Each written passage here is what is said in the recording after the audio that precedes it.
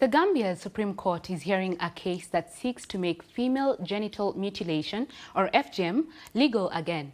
A group of religious leaders and a member of parliament are among those calling for the ban to be lifted. They claim that the current law goes against the religious and cultural freedoms of Gambians. This is not the first time the issue has been contested. In 2024, an attempt to overturn the law in parliament failed.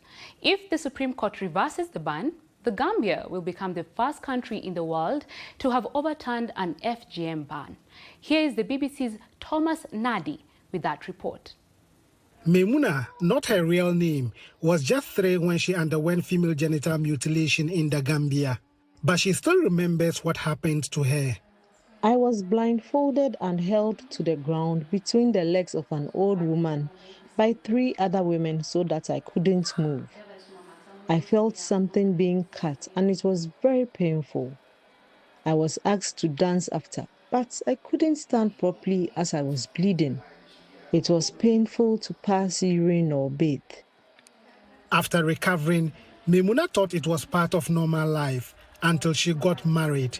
Then the harsh reality set in. I always feel pain during lovemaking.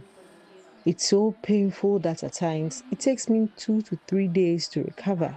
When I started giving birth, yet I couldn't deliver without being cut. The UN estimates that about 76% of girls and women between 15 and 49 years of age have undergone the procedure in the Gambia. The country has banned FGM, but enforcement is a challenge as it's now practiced in secrecy.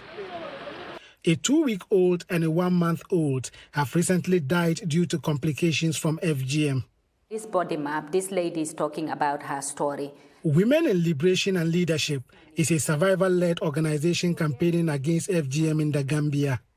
Here, young girls and women are given a safe space to express their pain through art. The work we are doing, it's trying to challenge harmful gender norms because they are the ones that really perpetuate FGM. Also, the other challenge is that in the Gambia, there is a lot of misconception that FGM is a religious obligation. And because of that misconception, people like me are seen as fighting my culture and my religion. Billboards like this are a constant reminder of the seriousness of FGM in this country. But there's also a significant pushback from a prominent group of people citing religious and cultural reasons. Attempts to lift the 2015 ban on FGM were shut down by lawmakers, prompting Imam Fati, who supports the practice, and allies to petition the Supreme Court.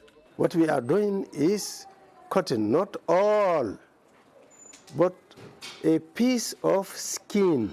If someone are cutting all, this is not Islam. If someone mutilated, don't say that is Islam. Which verse in the Quran specifically states that women should be circumcised? No, you know, Quran doesn't emphasize all things. The practice also exposes women to significant health risk. When they cut, they allow the blood clots to dry with some of the herbal medication, or some even use tomato paste just to stop the bleeding and allow the woman to bind the legs together so there is no air entry, and allow that healing process to take place. When it heals, it forms a scarring and it narrows down the vaginal orifice. There is only pin or small hole to allow the menstrual flow. The Gambia is a signatory to international conventions that protect the rights of women and girls. But Maimuna and other victims are concerned that if the ban on FGM is overturned, it could roll back progress in fighting the menace. Thomas Nadi, BBC News, The Gambia.